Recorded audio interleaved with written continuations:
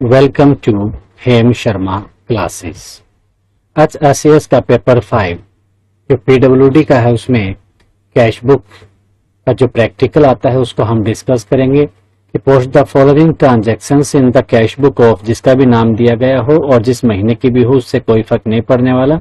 आपकी जो ट्रांजैक्शंस हैं उनकी एंट्री आपको आनी चाहिए, बाकी तो आपको कॉपी पेस्ट करना होता है। मार्च 2024 की है and close the cash book, और लास्ट में क्लोज कर देनी है। ओपनिंग बैलेंस दिया गया है, तो जब कभी भी प्रीवियस मंथ में कैश बुक को क्लोज किया गया था तो क्लोज करते समय जो भी कैश चेस्ट में छोड़ा था 1 मार्च को, यानी कि फरवरी महीने में जब क्लोज की थी 1 मार्च को जाकर जब ओपन किया तो उसमें ये चीजें मिली थी। Notes and coins including counterfeit coins ₹500, 9,000 की 9,000 रुपए के आपके पास नोट्स एंड कॉइन्स थे, जिसमें से काउंटरफिट कॉइन्स 500 रुपए के थे। तो काउंटरफिट कॉइन्स हमारे ओपनिंग बैलेंस का पार्ट नहीं होते हैं, इसलिए इसको घटाकर जितना बचेगा वो हमारा ओपनिंग बैलेंस का पार्ट बनेगा, यानी कि 8,500। तो इस प्रकार एक एक ट्रांजैक्शन को हम करेंगे। तो पूरा क्वेश्चन सबसे पहले आपको पढ़ना होता है, क्योंकि क्वेश्चन में पता नहीं कहां पर एंड में जाकर भी कोई ऐसी इंफॉर्मेशन प्रोवाइड कर दी गई हो जो आपका सोल्व करने का जो तरीका है उसी में जो भी कैलकुलेशन है, जो भी फिगर है, उसमें बदलाव आ सकता है। तो जब कभी भी हम कैश बुक का प्रैक्टिकल सोल्व करते हैं तो एक वर्किंग नोट कह लीजिए, रफ नोट कह लीजिए, वर्किंग शीट कह लीजिए, हम प्रिपेयर करते हैं। साथ साथ की नकदी कितनी है, उसमें रेवेन्यू स्टैंप कितने हैं, कोई चेक, डीडी, आईपीओ या डीएसी जो भी होगा तो उसको हम अलग अलग रिकॉर्ड कर लेते हैं, क्योंकि जब कभी भी इन बिटवीन कोई ट्रांजैक्शन ऐसी आ जाती है कि हमें कैश नकदी का बैलेंस देखना पड़ जाए तो हम यहाँ से चेक कर सकते हैं। तो चलिए जैसे जैसे हमारी जरूरत महसूस होगी हम उस हिसाब से उनको जब करेंगे तो और अच्छे से क्लियर हो जाएगा। तो नोट्स एंड कॉइन्स दिए गए हैं 9,000 में से 500 रुपए के काउंटरफिट कॉइन्स हैं जो हमारे ओपनिंग बैलेंस का पार्ट नहीं होता है, तो उसको माइनस करने के बाद 8,500 हमारी नकदी बचती है। Cheque on local bank ₹10,000 opening balance का पार्ट है। सेल्फ चेक ₹5,000 ये भी हमारा सेल्फ चेक ओपनिंग बैलेंस का पार्ट है, और डीएसी 3,000 ये भी है।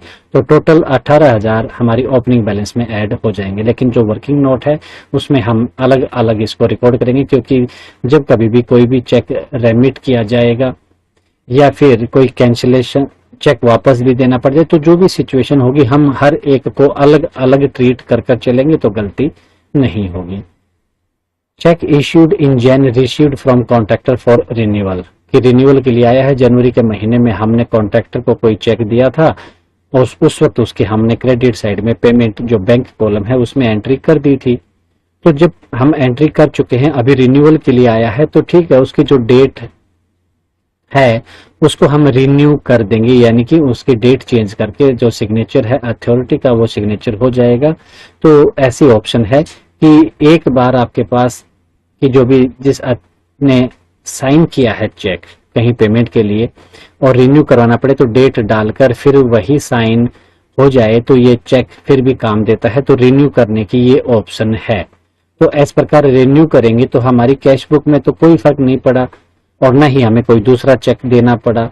इसका मतलब अगर रिन्यूअल के लिए जब कभी भी कोई चेक आता है टाइम बाद अगर ऐसी कोई एंट्री आती है तो वो हमारी कैश बुक का पार्ट नहीं होती है। रिन्यू कर देंगे, स्टैंप लगा देंगे, साइन करा देंगे अथॉरिटी के और वो चेक वापस, सेम चेक वापस हो जाता है।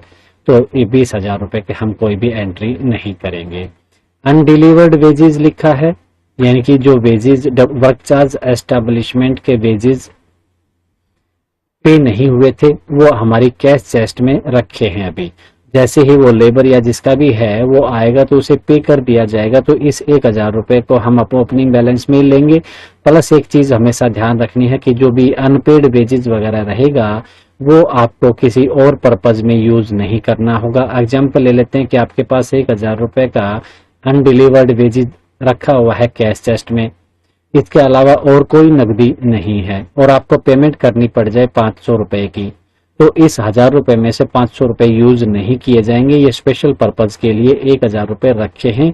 जो अनडिलीवर्ड वेजेस हैं वो उन्हें पे किए जाने हैं, तो ये अमाउंट यूज नहीं होती है। तो ऐसी सिचुएशन क्रिएट हो जाए तो एक सेल्फ चेक काटकर हम पहले कैश लेकर आएंगे और फिर उससे पेमेंट करेंगे।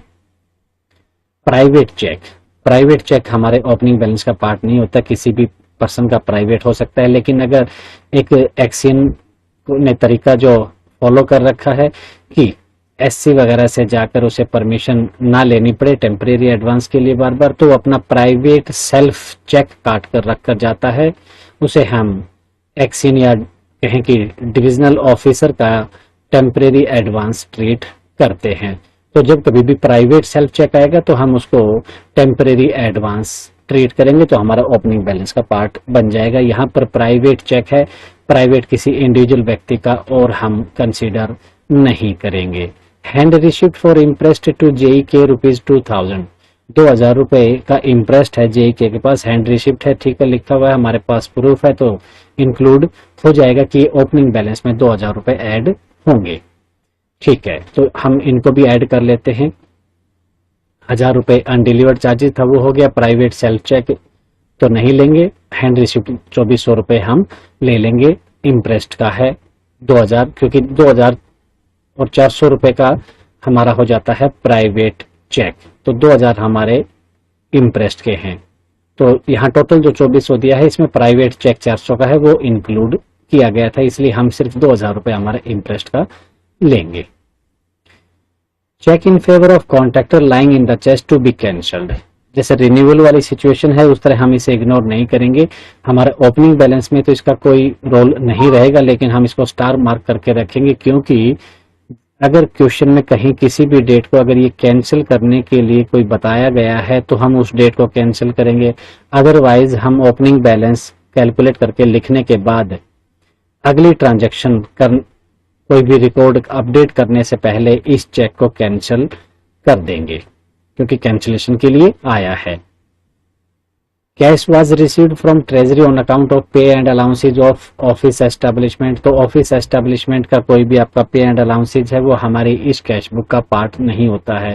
जैसे आपका DFR का 3.10 वगैरह ये बताते हैं कि जो रेगुलर एस्टेब्लिशमेंट है, ऑफिस एस्टेब्लिशमेंट है, इनकी जो पे एंड अलाउंसेज हैं वो बिल्स ड्रॉ होते हैं, bills are drawn on treasury, कि ट्रेजरी में उनके बिल ड्रॉ होते हैं, यहाँ चेक वगैरह से या इनसे नहीं होती है पेमेंट, तो हमारी इस कैश बुक का ये पार्ट नहीं होते हैं, न ही रिफंड के। सिर्फ एक रिफंड होता है जो टेम्परेरी एडवांस, इमरजेंसी में कोई ट्रांसफर जाता है उस वक्त अगर कोई एडवांस या फिर ट्रेवलिंग अलाउंस दे दिया गया हो और जैसे ही बिल क्लियर हो जाता है ट्रेजरी से तो वो वापस करता है, रिफंड करता है उस टेम्परेरी एडवांस को, तो टेम्परेरी एडवांस के रूप में ही दिया जाता है और रिफंड भी फिर टेम्परेरी एडवांस ही होगा जैसे ही उसके बिल ट्रेजरी से पास हो जाते हैं।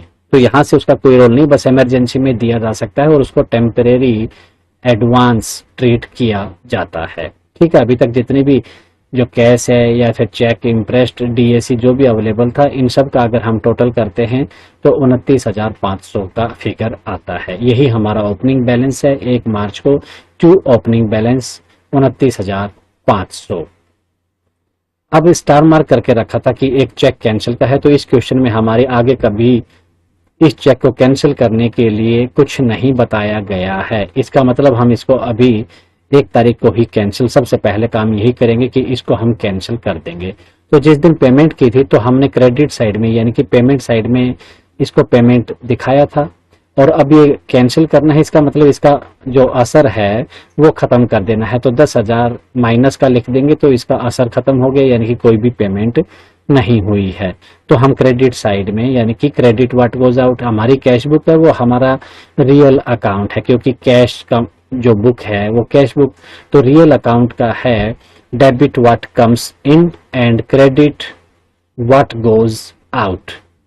तो ठीक है, ये जो चेक था 10,000 का ये कैंसिल किया है तो माइनस के 10,000 कर देंगे। क्लासिफिकेशन में वर्क कंसर्न, क्योंकि जिस वर्क के लिए ये चेक दिया गया था वो अब कैंसिल कर दिया है, तो जिस वक्त देने का जो भी क्लासिफिकेशन होगा लेने की भी वही क्लासिफिकेशन आएगी।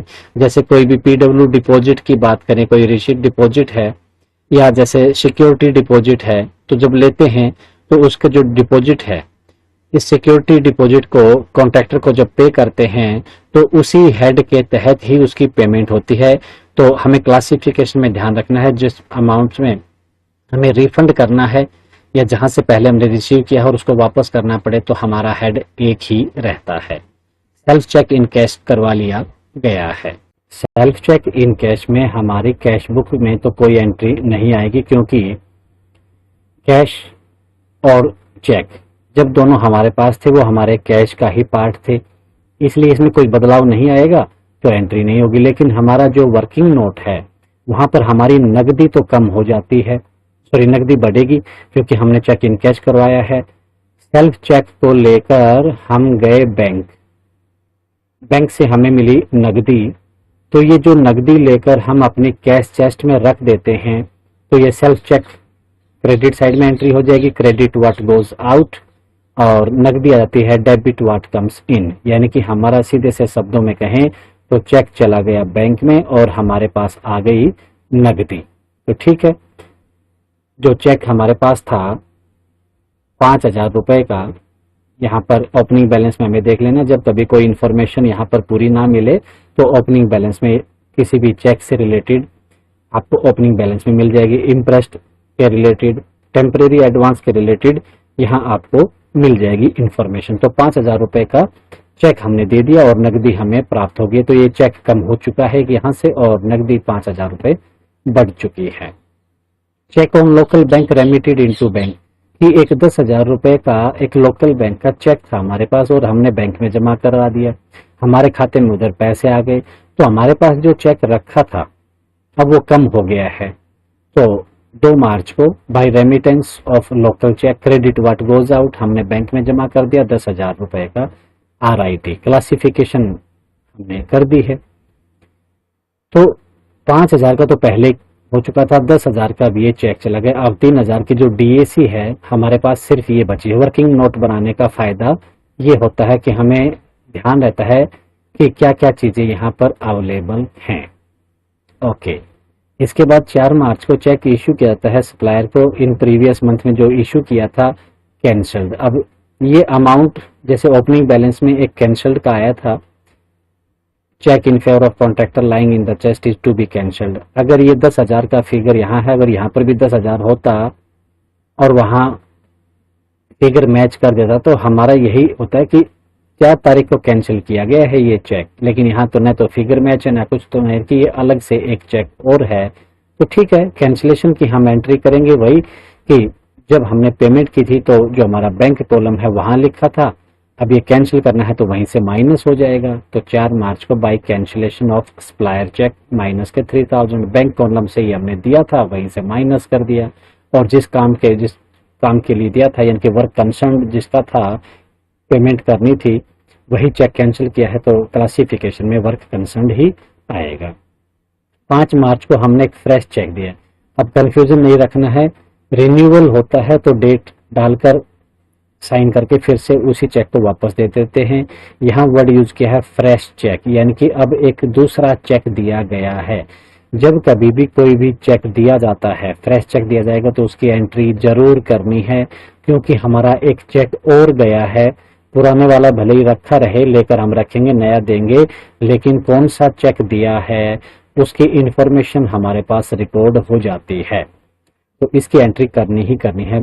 Fresh cheque number 154 issued in lieu of lost cheque number 130, 130 number का जो चेक था गुम कर दिया ठेकेदार ने, उसने आकर रिपोर्ट किया, तो अथॉरिटी ने जो लेटर बनाना, जो भी कम्युनिकेशन करना था बैंक से कम्युनिकेशन करके कि इस चेक से अब पेमेंट नहीं होनी चाहिए, तो बैंक ने कंफर्म कर दिया कि इस चेक से आगे फ्यूचर में कभी पेमेंट नहीं होगी, ये आपका चेक पेमेंट लायक अभी नहीं छोड़ा है। तो उस वक्त उसके बदले में दूसरा चेक दे सकते हैं, लेकिन हमें इससे कोई मतलब नहीं है कि वो प्रोसेस यहाँ पर जब बताया है तो इसका मतलब वो सारी प्रोसेस पूरी हो चुकी है। हमें सिर्फ इतना बताया है कि इसके बदले में एक नया चेक देना है, तो नया चेक दे देंगे जो कि 154 नंबर है, और इसको हम चेक नंबर जो कॉलम है उसमें लिख देंगे। तो 2,000 का था, जिस दिन दिया था उस दिन 2,000 रुपए हम क्रेडिट साइड में ऑलरेडी दिखा चुके हैं, इसलिए अब इसकी कोई एंट्री नहीं होगी। इसके बदले में हम चेक दे रहे हैं, अगर दोबारा लिख दिया तो 4,000 की पेमेंट शो हो जाएगी, इसलिए हमारी एंट्री जो ऑलरेडी हो चुकी है सिर्फ बॉडी कॉलम में, इनर कॉलम में हम बताएंगे कि हमने 130 नंबर चेक के बदले में अब 154 नंबर दे दिया है। तो ये हमारे रिकॉर्ड के लिए होता है, फ्यूचर में जब कभी हमें ढूंढना हो कि चेक नंबर 154 कहाँ है, तो पता चलेगा कि ये 130 नंबर के बदले में, यानी कि एक फ्रेश चेक जब इशू किया गया था तो ये चेक नंबर हमने वहां दिया था। इससे हमारी पेमेंट पर कोई फर्क नहीं पड़ेगा, क्योंकि जो पेमेंट हम ऑलरेडी रिकॉर्ड दर्ज कर चुके हैं कैश बुक में, हम अपनी तरफ से कम कर चुके हैं वो अमाउंट, तो वो उसके बदले में अब फ्रेश चेक दे दिया, कोई इशू नहीं। हमें अपना रिकॉर्ड अपडेट करना है, इंफॉर्मेशन हमारे पास पूरी हो गई है। 8 मार्च को received tender money from Ram and Shyam ₹5,000 each, कि राम और श्याम दोनों से 5-5 हजार रुपए टेंडर मनी के रिसीव होते हैं, ईच वर्ड आया है। तो ठीक है, दोनों से जब 5-5 रिसीव हो चुके हैं तो ये नकदी में रिसीव होंगे। तो जब नकदी में अब हमने 5-5 करके 10,000 रुपए रिसीव हो चुके हैं तो हम रिसीव की एंट्री कर देंगे। आगे जो और इन्फॉर्मेशन दी गई है उसके हिसाब से बाकी ट्रीटमेंट हो जाएगा। And refunded on the same day, अगर सेम डे और सेम मोड में अगर हम वापस कर देते हैं टेंडर मनी, अर्नेस्ट मनी कह लीजिए, ईएमडी भी लिखा आ सकता है, तो सेम डे और सेम मोड है तो हम अपनी कैश बुक में कोई भी एंट्री नहीं करते हैं, तो हम रिसीव करते हैं कैश में। अब ये कहता है कि जो रिफंड किया गया है सेम डे तो कर दिया, लेकिन मोड सेम नहीं था, ये चेक से रिटर्न किया गया है, तो ठीक है, इसकी हमें एंट्री करनी पड़ेगी। और दूसरे का तो हमें रिटर्न ही नहीं किया, तो जैसे ही पूरा दिन बीत गया तो हमें तो अपनी कैश बुक में रिसीव्ड साइड में ये अमाउंट लेनी ही पड़ेगी, क्योंकि अगर सिर्फ कैश में वापस कर देते हैं हम उसी दिन तो कोई एंट्री नहीं करते, लेकिन जब तो ये कैश हमारे पास रह गया तो हमारी कैश बुक का पार्ट बन गया है। तो दोनों 5-5 हजार रुपए पहले हम रिसीव करेंगे 8 मार्च को, to tender money received. Ram से 5,000 सिविल डिपॉजिट 8443 में डालेंगे, वही श्याम से 5,000 रुपए। तो नकदी तो हमें मिल गई, नकदी हमारे पास रखी है, हम वर्किंग शीट में भी बढ़ा देंगे। और एक तो जो पेमेंट की गई है वो चेक से की गई है, तो हमारी नकदी पर तो इसका कोई फर्क नहीं पड़ेगा, एक चेक काट कर दे देंगे उसे 8 तारीख को, और पेमेंट कर रहे हैं तो वाउचर नंबर भी लगा देंगे। तो by tender money refund of Shyam, कि श्याम को हमने 5,000 रुपए बैंक कॉलम से चेक काट कर दे दिया है। सिविल डिपॉजिट 8443, क्योंकि जिस हेड में हमारे रिसीव हमने की थी उसी हेड से ही उसे फिर पे करेंगे। तो 5 और 5 10,000 रुपए नकदी बढ़ चुकी है, बैंक अकाउंट से कम हो जाएंगे, वहां से हमें कोई फर्क पड़ने वाला नहीं है, हमारी वर्किंग शीट कंप्लीट है। Soiled notes sent to bank for exchange were rejected ₹100, कि जब हमारे पास कोई सॉइल्ड नोट्स होते हैं, मैले कुचले पुराने नोट, तो आरबीआई में एक्सचेंज के लिए भेजे थे, वहां पर ₹100 रिजेक्ट हो जाते हैं, यानी कि एक्सचेंज नहीं होते। तो अब ये फ्यूचर में हमारी कैश बुक का अब पार्ट नहीं रहेंगे, इतने रुपए कम हो गए, तो जो कैश बुक को मेंटेन कर रहा है ये उसके खाते में लिख दिए जाते हैं। तो ये रहेगा मिसलेनियस पीडब्ल्यू एडवांस, यानी कि मिसलेनियस पब्लिक वर्क्स एडवांस। तो जब कभी भी कमी पड़ती है तो हम उसे खाते में लिख देते हैं मिसलेनियस पीडब्ल्यू एडवांस।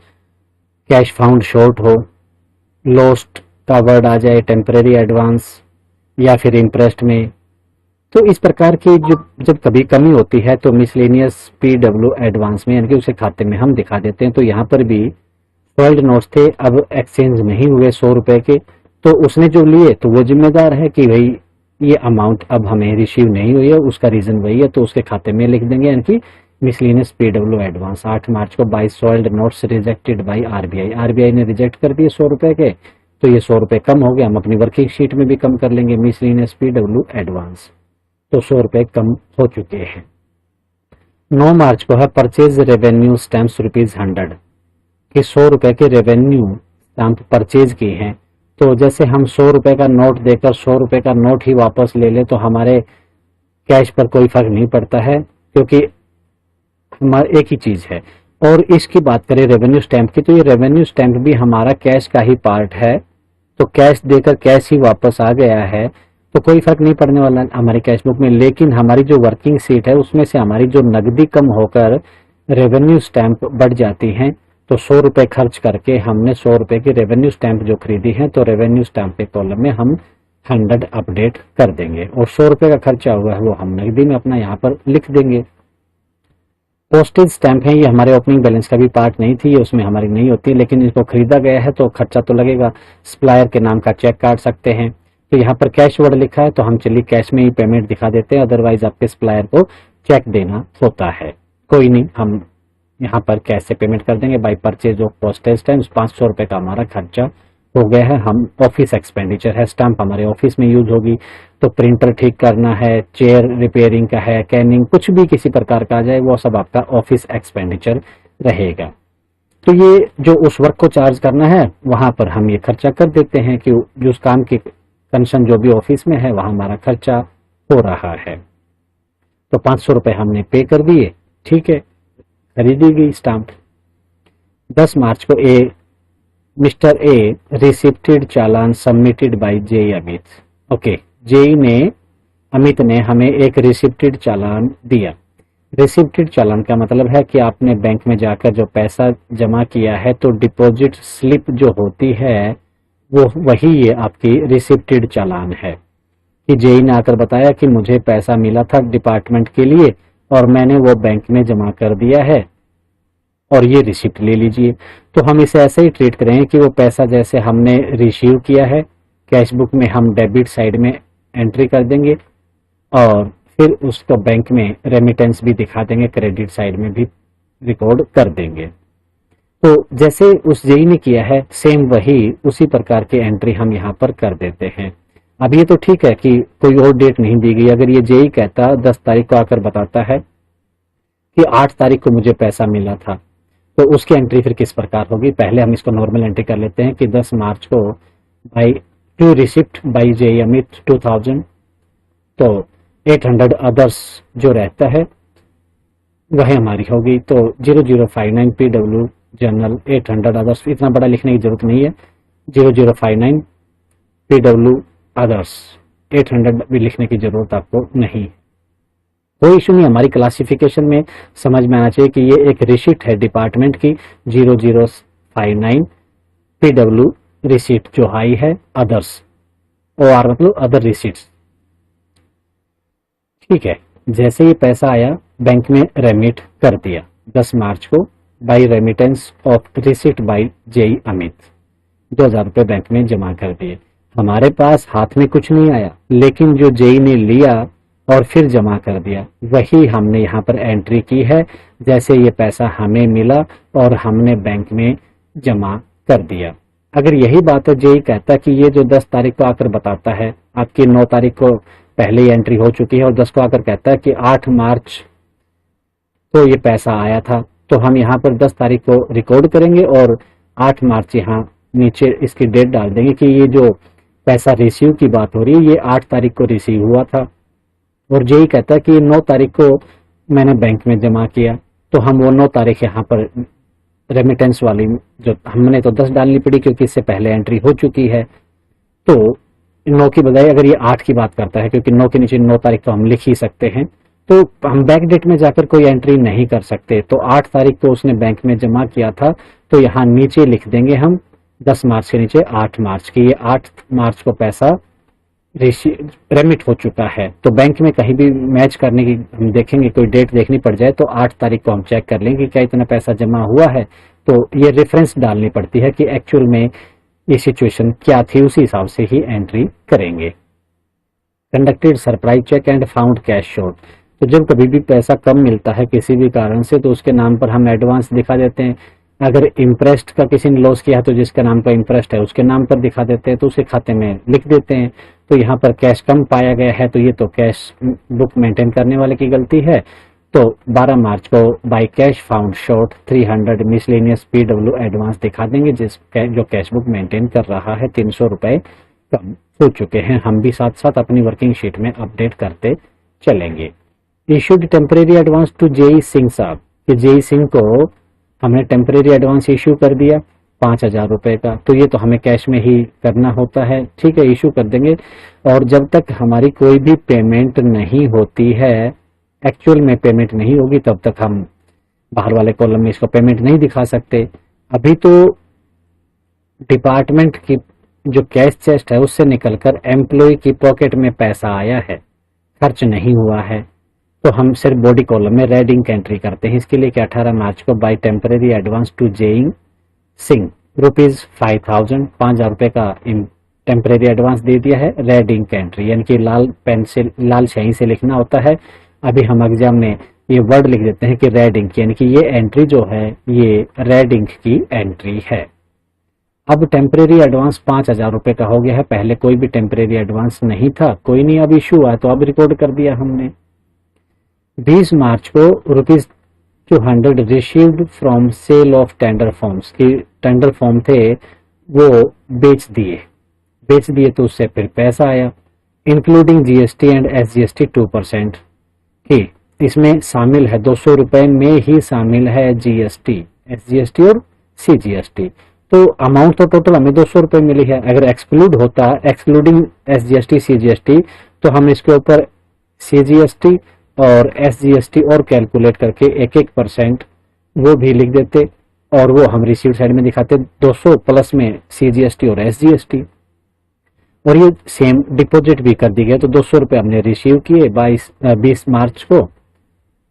तो 20 मार्च को to sale of tender forms including CGST SGST 200, 8443 civil deposit, और यही हमने बैंक में जमा किया 20 मार्च को by remittance of sale of tender forms ₹200 RIT, bank में हमने रेमिट कर दिया है। 21 मार्च को कॉन्ट्रैक्टर की एंट्री है कि आपकी कैशबुक में एक कॉन्ट्रैक्टर से रिलेटेड छोटा सा पोर्शन आता है। आप जब कभी भी पेमेंट करते हैं, जो चेक से पेमेंट होती है वो हमारी बैंक कॉलम में आ जाएगी। इसके अलावा 8B की जो एंट्री होती हैं, आपकी जो भी रिकवरीज हैं, वो हम कैश कॉलम में दिखाते हैं और फिर रिसीव्ड साइड में दिखाते हैं कि एक्चुअल में उसे हम ठेकेदार को देते नहीं है, बस पेमेंट दिखा दी और फिर रिसीव्ड साइड में दिखा देते हैं, कोई पेमेंट नहीं करते हैं।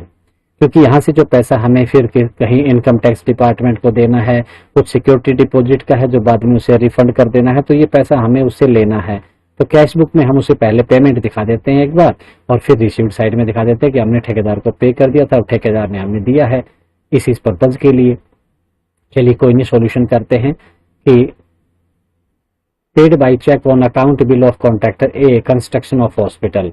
हॉस्पिटल का नाम आते ही हमें पता चल गया कि जो कैपिटल एक्सपेंडिचर है ये हॉस्पिटल का हेड देखकर हम मेजर हेड में इसका खर्चा डाल देंगे। और कैपिटल एक्सपेंडिचर है total value of work up to date 2 lakh rupees की 2 लाख का अप टू डेट वर्क है। इसके अलावा payment made in previous bill, तो अप टू डेट में और एडवांस पेमेंट या सिक्योर्ड एडवांस का कोई जिक्र नहीं किया गया है। तो एडवांस पेमेंट या सिक्योर्ड एडवांस कुछ होगा नहीं, तभी इसका जिक्र नहीं है तो मतलब हमें ये मानना है कि यही वर्क एग्जीक्यूटेड है। तो टोटल वर्क एग्जीक्यूटेड की जो है 2 लाख हो गया। प्रीवियस बिल में पेमेंट है वो 80,000 है। इसका मतलब ये हो गया कि एडवांस पेमेंट या सिक्योर्ड एडवांस उसमें नहीं थी, तो वर्क डन आ गया। तो वर्क एग्जीक्यूटेड की जो भी फिगर है हमारे पास अप टू डेट की है और प्रीवियस की है, यानी कि हम कैलकुलेट कर सकते हैं कि work executed since previous bill में 1,20,000 का था। टोटल में से पहले वाला माइनस किया तो अब का आ गया। Advance payment in since previous bill ₹10,000। Since previous bill में एडवांस पेमेंट है, अप टू डेट में यहाँ पर जो है कोई जिक्र नहीं किया गया है। टोटल वर्क डन बताया गया है, वर्क बताया है, एडवांस पेमेंट का कोई जिक्र नहीं है, यानी कि इसमें वो ऐड नहीं है। ऐड नहीं है तो हम वर्क एग्जीक्यूटेड निकाल सकते हैं, कोई दिक्कत नहीं है। ठीक है, advance payment since previous bill में बताया है 10,000 रुपए है। तो यहाँ कुछ नहीं बताया गया है क्योंकि हमारी कैलकुलेशन में यूज नहीं होगा, तो इन्फॉर्मेशन नहीं दी तो कोई दिक्कत नहीं। तो सिंस प्रीवियस बिल में जब एडवांस पेमेंट है तो टोटल जो बनता है सिंस प्रीवियस बिल का 1,30,000 बनता है।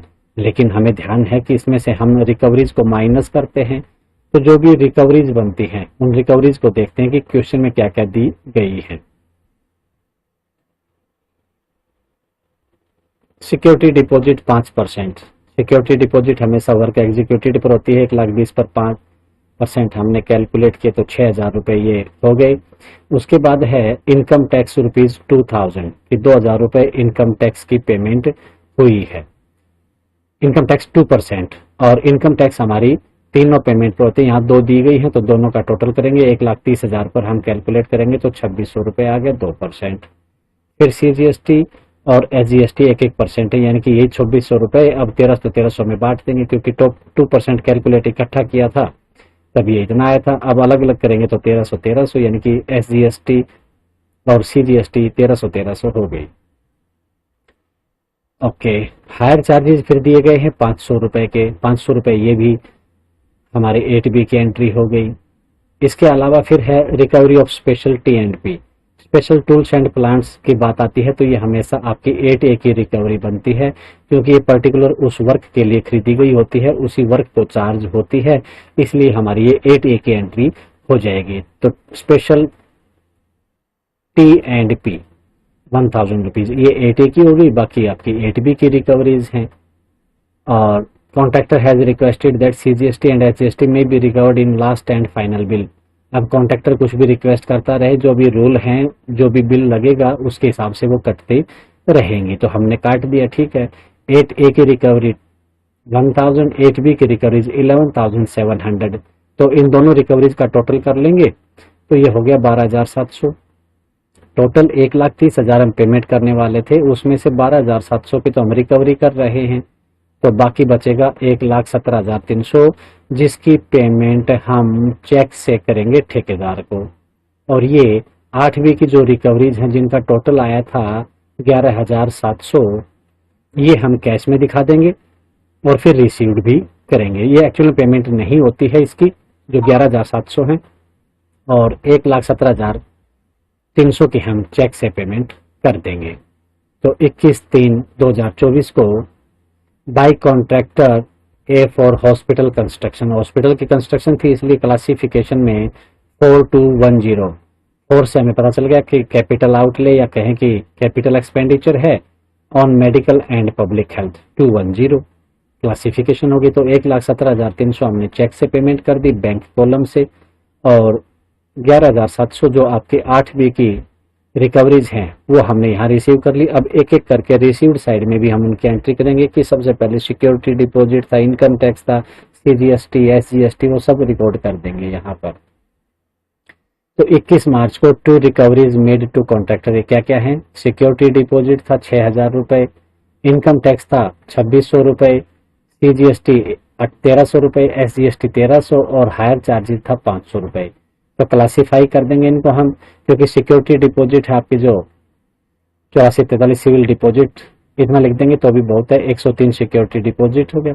इनकम टैक्स आप ये कुछ एक एंट्री फिक्स हैं तो आपको ये ध्यान रख लेना है, बार बार बुक खोलकर हमें ये सब चीजें नहीं देखनी होती। तो 8658 इनकम टैक्स हो गया, CGST SGST दोनों का 0005 0006 और हायर चार्जेस का वही 0059 PW। आप फिर हायर चार्जेस लिख दीजिए सबसे, क्योंकि जो भी रिसीट है वो हायर चार्जेस की है। 24 मार्च को सेल ऑफ रेवेन्यू स्टैंप है कि 20 रुपए की रेवेन्यू स्टैंप चलेगी और नकद 20 रुपए हमारे पास आ गए। तो कैश बुक का तो पार्ट नहीं है, लेकिन हमारी नकदी तो बढ़ चुकी है और रेवेन्यू स्टैंप हमारे पास जो पहले थी वो कम हो गई है। चलिए हम वर्किंग नोट में तो रिकॉर्ड कर लेते हैं कि रेवेन्यू स्टैंप अब हमारी 20 कम हो गई है और नकदी हमारी बढ़ चुकी है।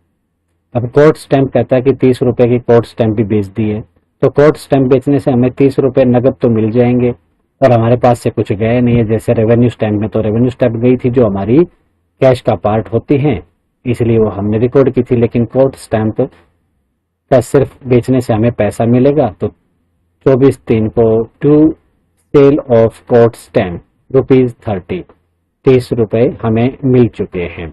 तो नकदी बढ़ गई तो हम वर्किंग शीट में भी लिख देंगे। अब जेई सिंह है, उसने अपना अकाउंट रेंडर किया, यहाँ कुछ नहीं दे रखा कि कितने का था, कोई नहीं, हमें पता है कि जब हमने इश्यू किया था तो 5,000 का इश्यू किया था, एक टेम्परेरी एडवांस और एक ही टेम्परेरी एडवांस हमारे पास है।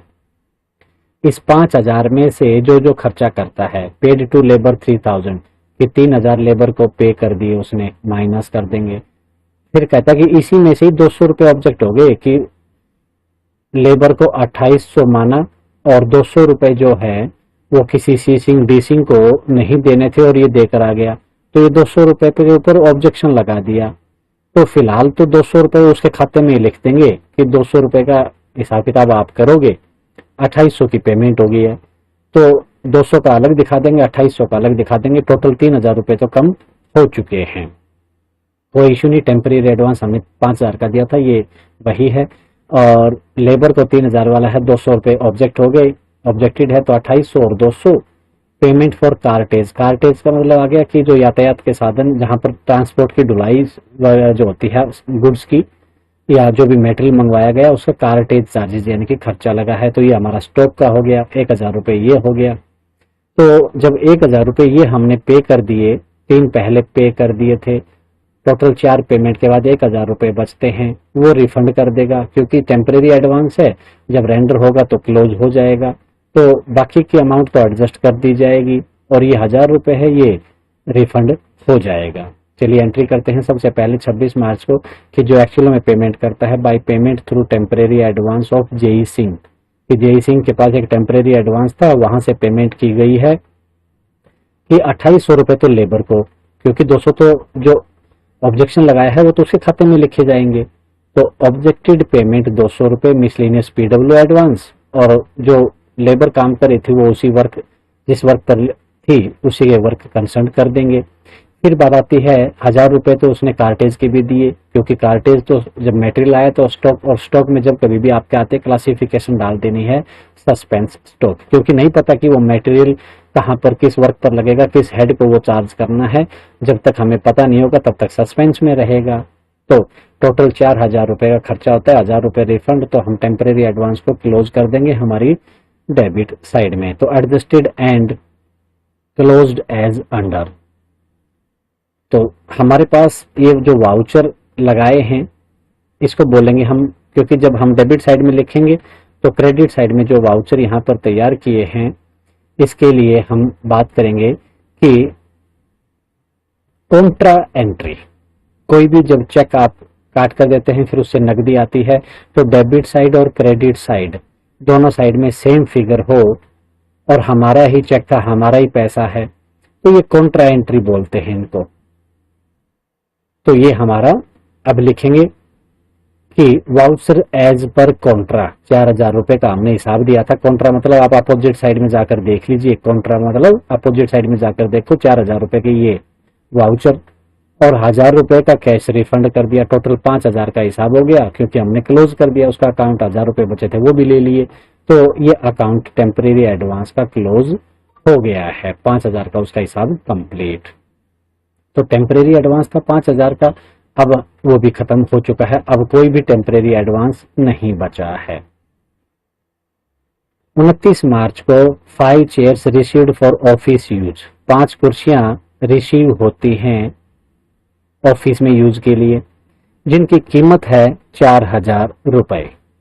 इसने सिर्फ ये कहा है कि इन 5 कुर्सियों की कीमत 4,000 रुपए है, आपने पे किया है, पेड आउट है या पेमेंट करनी है, ऐसा कुछ नहीं लिखा है।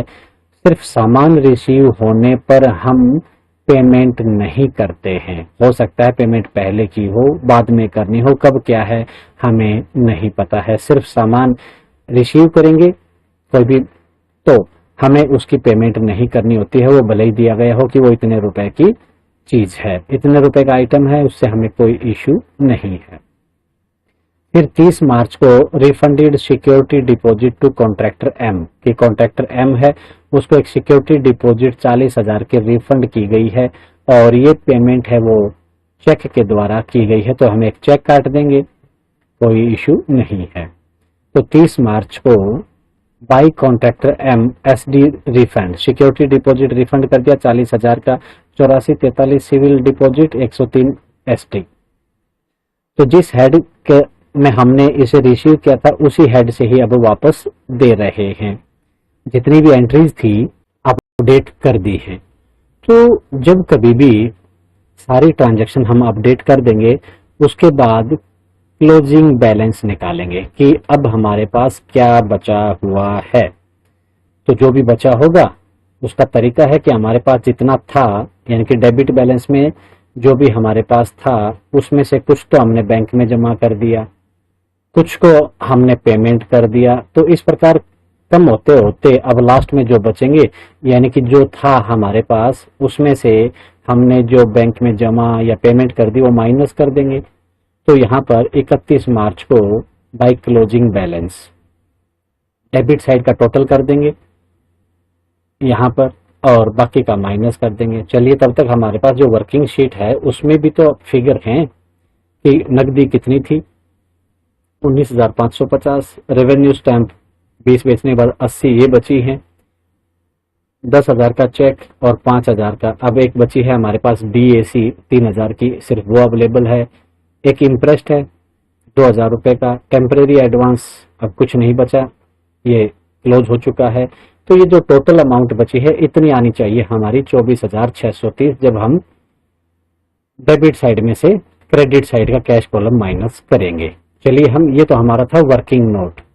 अब वहां पर हम अपनी कैलकुलेशन करते हैं। सबसे पहले हमने डेबिट साइड का टोटल किया, 53,430 रुपए आ गए। अब इसमें से हम ये जितने भी और फिगर्स हैं इनको हम माइनस कर देते हैं। माइनस करने के बाद बचेगा 24,630। यही हमारा वर्किंग नोट में आया था और यही हमारी कैलकुलेशन यहाँ पर की है हमने। इसको बोलते हैं बैलेंसिंग करना। जो भी बुक कीपिंग एंड अकाउंटिंग में आप लेजर को बैलेंस करते हैं उसी प्रकार बैलेंसिंग कर दी। तो ये बैलेंसिंग फिगर से हमें 24,630 का पता चल गया कि ये क्लोजिंग बैलेंस है। अब जो भी क्लोजिंग बैलेंस है उसकी हम डिटेल देंगे कि हमारे पास नकदी कितनी है। तो कैश इन हैंड 19,550 है, कोई इशू नहीं है। तो हमें अगर वर्किंग शीट बनाई थी तो अब कोई दिक्कत नहीं आई, ये फिगर हमें फटाफट मिल गए। रेवेन्यू स्टैंप 80 है, वो हम रिकॉर्ड कर देंगे। एक DAC बची हुई है 3,000 की, जब ये देखिए 3,000 का हमने ओपनिंग बैलेंस में लिया था, इसको कहीं कुछ नहीं किया है तो 3,000 की ये बची हुई है। इसके अलावा इंटरेस्ट 1-2,000 का जो हमारे ओपनिंग बैलेंस में भी था, इसमें कोई ऊपर उतार चढ़ाव नहीं है, तो 2,000 का इंटरेस्ट विद JK।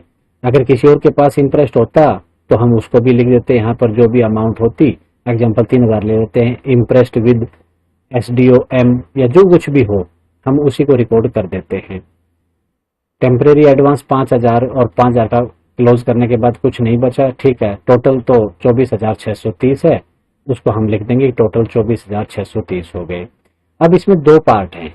हमारे पास क्लोजिंग बैलेंस तो आ चुका है बैलेंसिंग फिगर से उधर।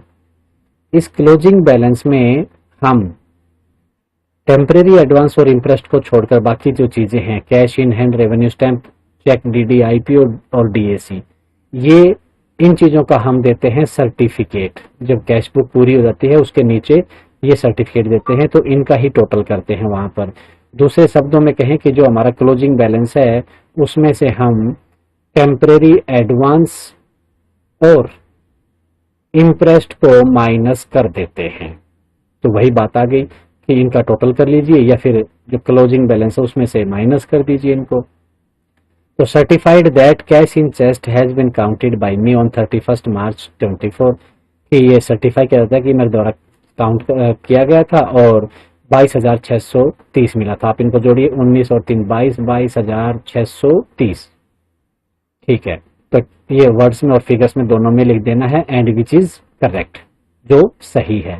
तो इसमें इंटरेस्ट और टेम्परेरी एडवांस दोनों चीजों को छोड़ देते हैं, बाकी का हम सर्टिफिकेट देते हैं। और कैश बुक जहां पर है उसके लास्ट में, यहाँ जगह नहीं बची थी, हमने साइड में लिखा है, ये आपका यहाँ पर सर्टिफिकेट लास्ट में आता है, तो लास्ट में लिखिएगा। सर्टिफिकेट दे दिया 22,630 का, SD एक्सियन की एक्सियन का SD करके हम यहाँ पर लास्ट में लिख देते हैं।